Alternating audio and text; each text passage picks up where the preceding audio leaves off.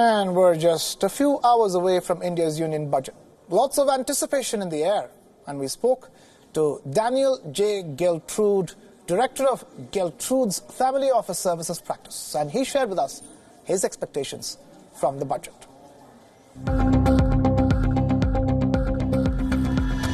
I expect that in this budget we are going to see some tax cuts.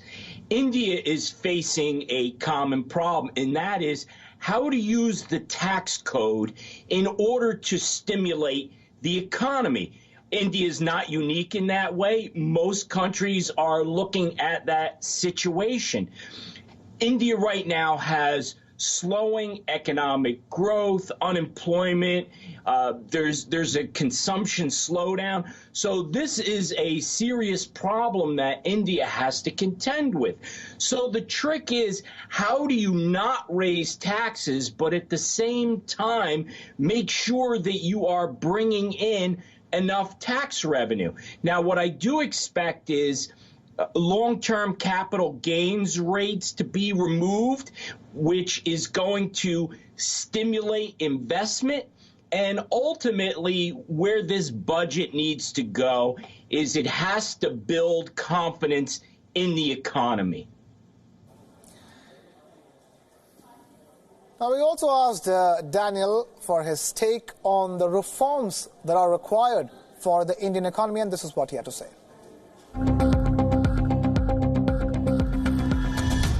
So the reforms that I believe are required in India is they need to invest aggressively to revive growth. Now, you can have that happen through the government, but the best way to have growth is through the private sector. You want to be able to incentivize private companies to invest, to grow, to hire people. Ultimately, what that means is you're going to have an increase in wages.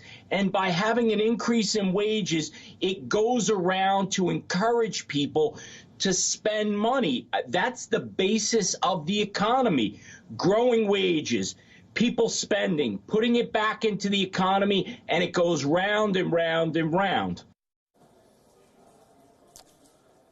Now, the International Monetary Fund, or IMF's report, says that the Indian economy has caused a drag as far as the global economic situation is concerned.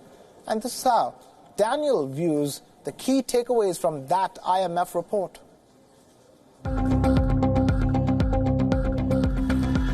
So the IMF has slashed projected growth in India by 120 basis points, which puts India, I would say, in the mid 5% growth area. Now, India is a major economic factor in the world. So if there's projections on a slowdown in growth in India, there is no question about the fact that this is going to impact the rest of the world.